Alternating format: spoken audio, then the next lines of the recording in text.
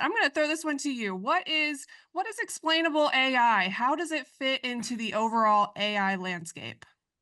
So it's definitely one of the newer applications. I want to set up the problem first. And so think about there's traditional statistics, things you had in your intro stats.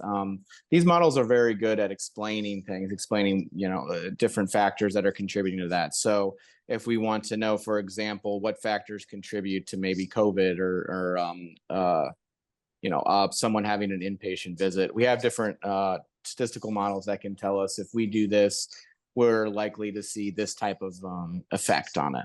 And that's really nice to be able to have a transparent and interpretable outcome. And we have those. But we have these new models, these new machine learning AI models that really just blow the walls off of our standard prediction benchmarking, what we had before. We're able to get R squared, where 20%, zero point 0.2 would be acceptable before. Now anything below, 0.75 really just isn't acceptable. And that's on a scale of 0 to 100. So you can see 75 is much better than 20. So we have these new models that are much better at predicting, but we have a problem in healthcare. We don't just care about prediction. So for example, the stock market, all they really care about is whether a stock goes up or down. They don't care why it went down because they want to make money. And that's perfectly fine if you're in stock markets, and that's what you want to do.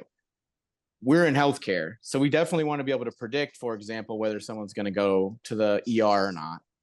But at the same time, it's very important for us to know what are the factors contributing to that, and not just what factors are contributing to that, but in which direction is someone's age having a positive or negative impact on that. And then furthermore, we want to know the level of impact. So sure, maybe someone's age is having some impact on going to the ER, and maybe it's some negative or negative impact. It's making them go to the ER more because they're older for some reason.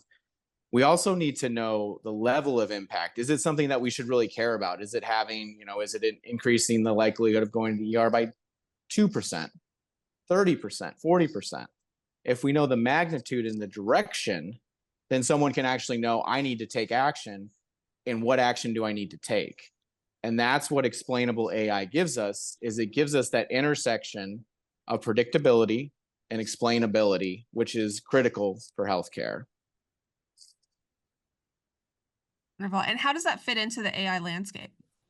So I think it came out. I've been working on this for 5 to 7 years. It comes a lot in when people talk about transparency. That's where it's been really big. Previously, we had techniques that would allow us to see which factors are the most important, like I said before, but not really which direction and the magnitude on an interpretable scale. So that's where it fits in. It was before, LLMs are definitely the newest and the newest models that are out there.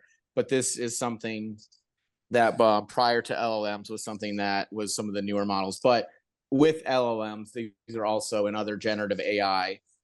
These types of models are also becoming very important because folks want to know what's contributing to what the LLM is saying or what it's doing.